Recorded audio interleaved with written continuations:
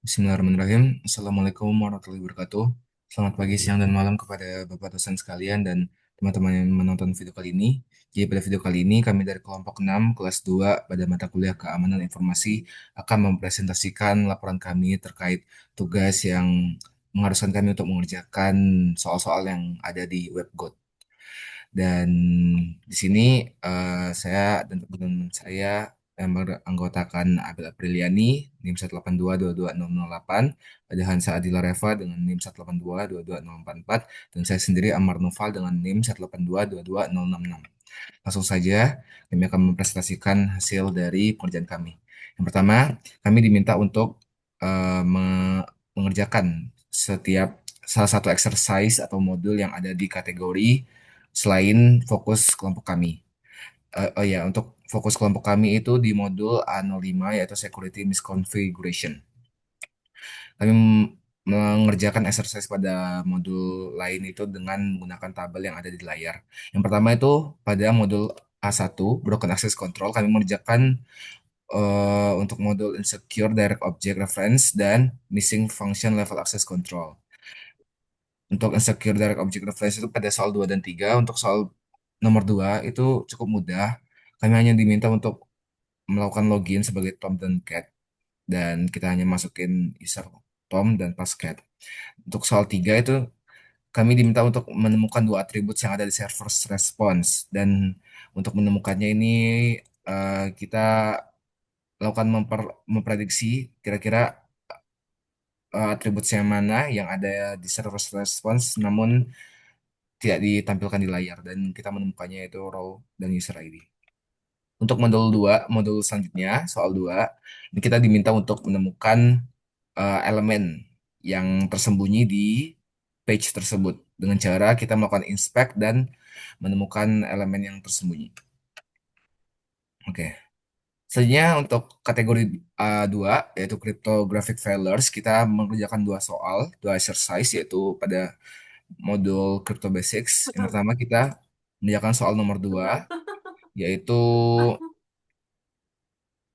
kita hanya diminta untuk mendecode kode yang ada di soal dengan string base 64 dan ini cukup mudah dan kita menemukannya dan berhasil untuk menjawabnya. Dan soal 4 ini kita diminta untuk mendecode kode dari MD5 dan metode MD5 dan yang kedua itu SHA256. Yang membedakannya adalah MD5 itu 32 karakter dan SH256 64 karakter dan kita sudah berhasil untuk mengerjakan soal tersebut. Selanjutnya pada kategori A3 injection, di sini kita eh, SQL injection. Di sini kita diminta untuk menemukan celah dari database SQL. Dan di sini kita mengerjakan dua soal, yaitu soal 2 dan soal 3. Pada soal kedua, soal 2 kita cukup memasukkan SQL query pada soal dan kita sudah berhasil untuk melakukan SQL injection. Dan kurang lebih sama untuk soal 3, namun soal 3 ini cukup lebih advance saja. Oke. Selanjutnya untuk A5 nanti ya langsung akan dijelaskan oleh teman saya di slide di bawah. Nah, oh ya, untuk A4 itu tidak ada karena tidak termasuk pada webbot kita.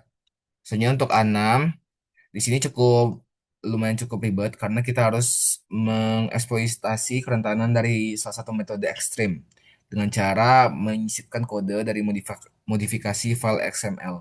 Dan di sini kita diminta untuk menggunakan Docker dalam login webbootnya. Dan di sini kita sudah berhasil untuk menyisipkan kode file XML da- ke dalam webboot tersebut. Ya, tertera di layar bawah kita sudah berhasil menyelesaikannya. Dan untuk selanjutnya A7 sampai A10 akan dijelaskan oleh teman saya Abel. Pada Abel dipersilakan. Oke, saya akan menjelaskan mengenai A7 yaitu identify dan out failure. Jadi ini tuh kita menyerang dengan memanfaatkan kerentanan dari kredensial loginnya. Jadi saat kita mencoba untuk intercept dari halaman tersebut akan muncul uh, akan muncul username Captain Jack dengan passwordnya adalah Black Pearl. Selanjutnya Yang ini ada software data integrity, jadi kami menjalankan ini itu di dalam Docker. Lalu kami juga menginstal file Java untuk menyelesaikan problem ini dan dengan adanya ditunda selama delaynya itu 5 detik, lalu dia akan memunculkan token saat kita menjalankan program Java-nya. Selanjutnya,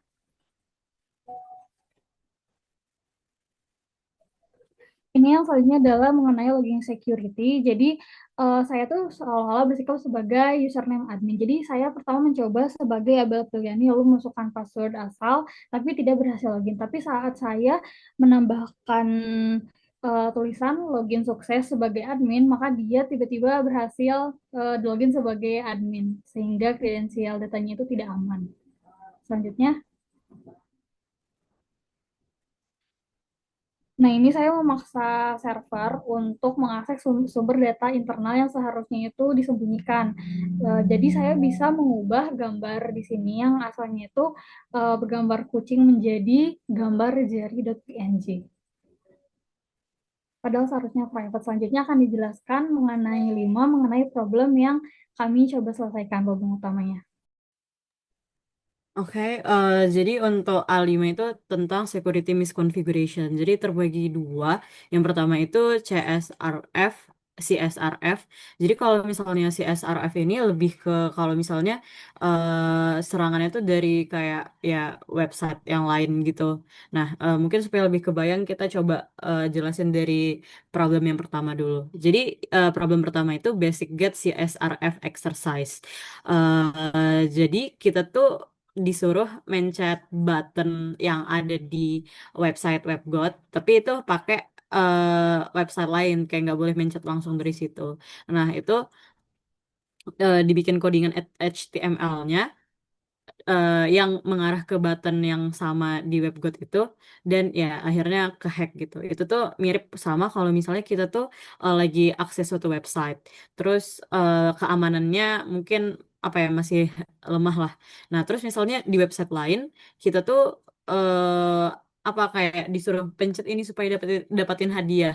Itu most likely ya dia tuh pengen nyerang keamanan di website yang kita login itu supaya ya bisa dapat data-data kita. Jadi emang harus hati-hati. Next, eh, selanjutnya. Nah, itu post a review on someone else behalf. Ini tuh mirip sama yang tadi. Tapi ini versi lebih apa ya? Lebih ada pekanannya lah. Nah, jadi kita tuh ngeliat gitu pakai F12 ngeliat value value valrek namanya.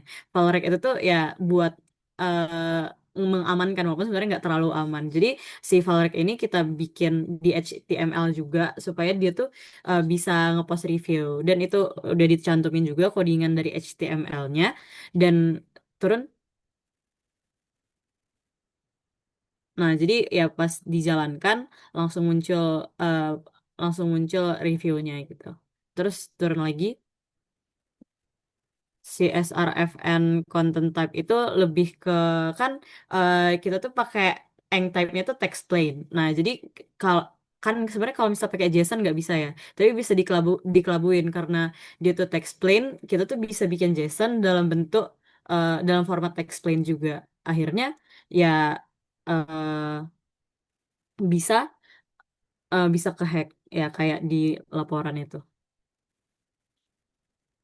Terus login CSRF attack itu tuh kita kayak user kita itu tuh dihack sama user attacker. Jadi ini caranya cuma ya jadi ini tuh cuma kayak kita bikin akun baru, dan akun baru ini yang buat ngehack akun yang asli gitu.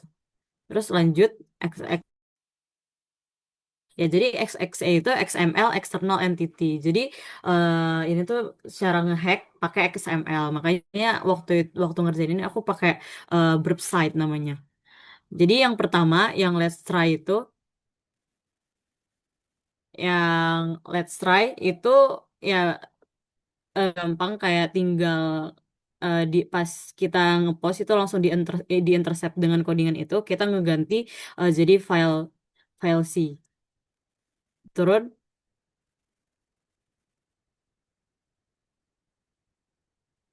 yang di Modern REST Framework XXE injection itu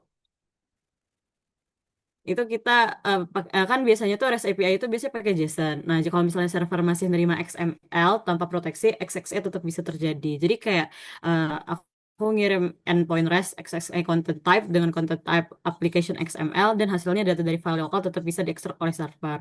Nah, kalau misalnya blind XXE with external DTD itu kan bikin file attack DTD terus diupload di web Wolf.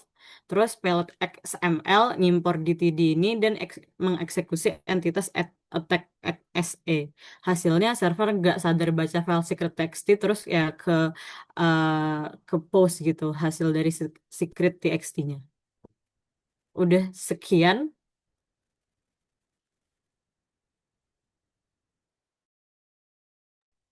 Baik.